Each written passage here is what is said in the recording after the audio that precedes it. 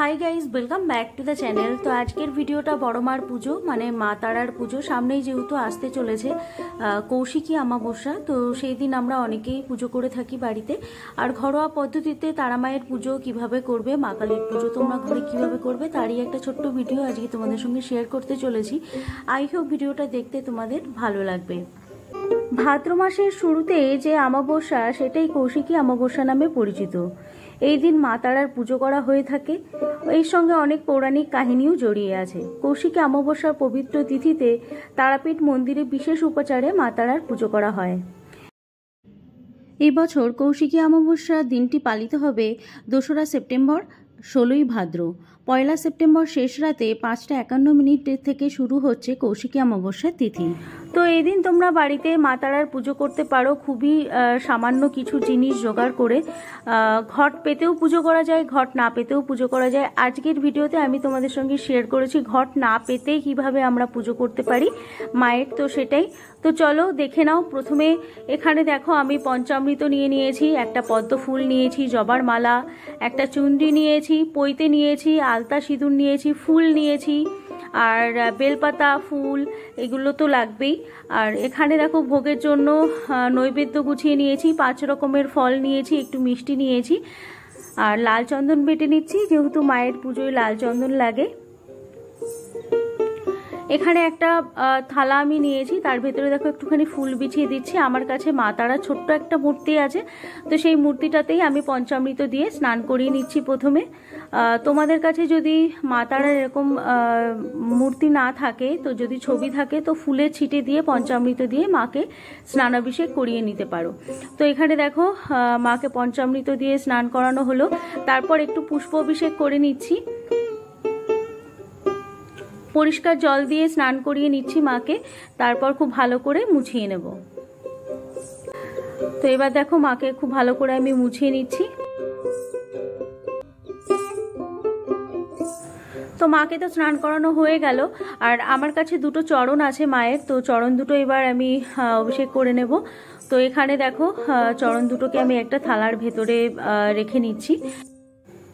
এবার যে পঞ্চামৃতটা আমি তৈরি করেছি সেটা দিয়েই মায়ের চরণ দুটো আমি অভিষেক করে নিচ্ছি। তো প্রথমে দেখো পঞ্চামৃত দিয়ে অভিষেক করে নিচ্ছি, তারপর ফুল একটুখানি দিয়ে অভিষেক করে নেব, তারপর জল দিয়ে আমি চরণ দুটো ধুয়ে নেব।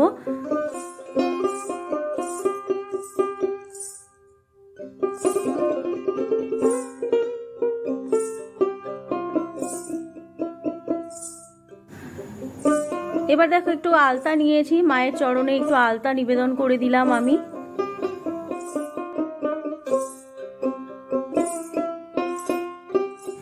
একটা চেলি নিয়েছি, চেলি দিয়ে মায়ের চরণটা একটুখানি মুছিয়ে নিচ্ছি। খুবই আলতো করে মুছাচ্ছি যাতে আলতাটা থাকে মায়ের চরণে। যে থালা দুটোর ভেতরে মায়ের চরণ থাকে সেখানে একটুখানি ফুল বিছিয়ে দিয়েছি, দিয়ে মায়ের চরণটা আমি বসিয়ে দিচ্ছি থালার মধ্যে। তো মায়ের মূর্তিটা আমার যেখানে থাকে সেখানে একটা ছোট চৌকি আছে কাঠের, তার উপরে লাল আসন বিছিয়ে দিয়েছি আর একটু ফুল বিছিয়ে দিয়ে মাকে আমি মায়ের আসনে বসিয়ে দিলাম। আর চরণ দুটো দেখো মায়ের সামনে দিয়ে দিচ্ছি।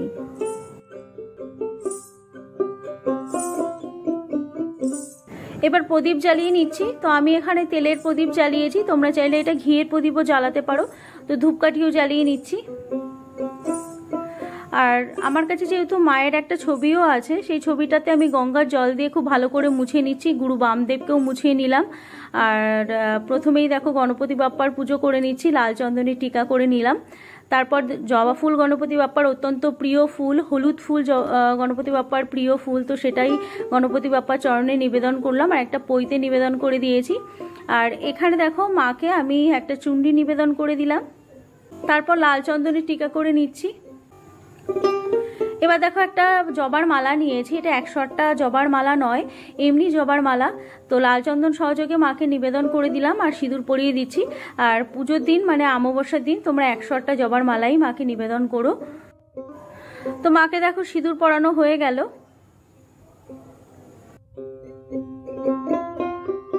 একটা পদ্ম নিয়ে নিয়েছি, পদ্মটাতে আমি লাল চন্দন মাখিয়ে নিচ্ছি আর মায়ের উদ্দেশ্যে পদ্ম ফুলটা নিবেদন করে দিলাম।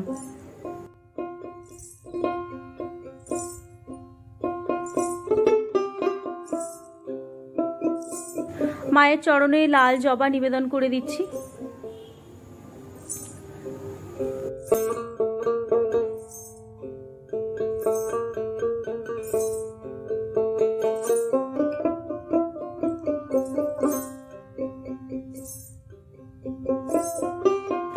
হাতে একটু বেলপাতা ফুল নিয়েছি, লাল চন্দন সহযোগে মায়ের কাছে নিবেদন করছি।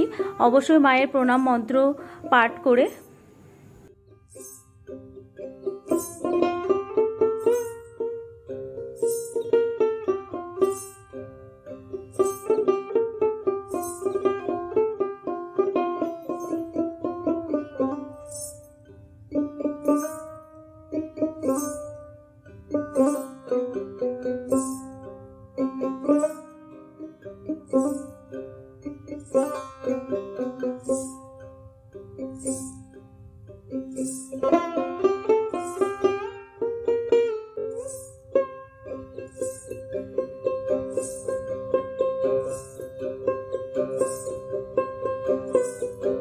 তো 3 বার মায়ের চরণে আমি ফুল বেলপাতা নিবেদন করলাম। এবার যেখানে ভোগটা নিবেদন করব সেখানে একটুখানি ফুলের আসন দিয়ে নিচ্ছি। প্রথমেই দেখো চালের নৈবেদ্য বানিয়ে নিয়েছি, তো সেটাই আগে মাকে নিবেদন করলাম। তারপর 5 ফল নিবেদন করছি, অবশ্যই বেলপাতা ফুল সহযোগে। মিষ্টি নিবেদন করলাম।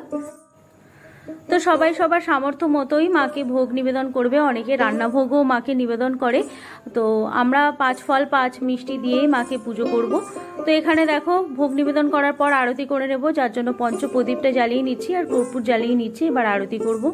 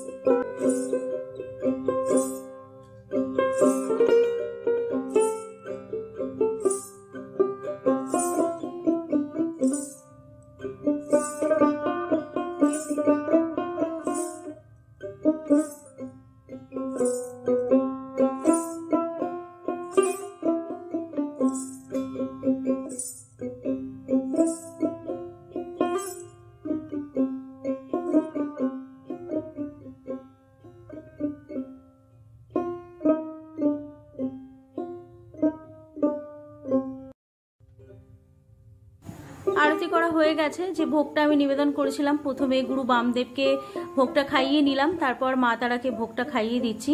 অবশ্যই করে মা তারাকে ভোগ খাওয়ানোর আগে গুরু বামদেবকে ভোগ খাওয়াতে হয়, তবেই মা ভোগ গ্রহণ করে। তো এই ছিল আমার বড় মার পুজো। আমি কৌশিকী অমাবস্যার দিনে এভাবেই মায়ের পুজো করে থাকি, আর সেই ভিডিওটাই তোমাদের সঙ্গে ছোট্ট করে আমি শেয়ার করলাম, খুবই ঘরোয়া পদ্ধতিতে। এভাবে তোমরা মায়ের পুজো করতে পারো। যদি ভিডিওটা তোমাদের ভালো লেগে থাকে অবশ্যই লাইক, শেয়ার এবং সাবস্ক্রাইব করে দিও, আর পাশে থাকা বেল আইকনটা অবশ্যই ক্লিক করে দিও। দেখা হচ্ছে নেক্সট কোনো ভিডিওতে। বাই।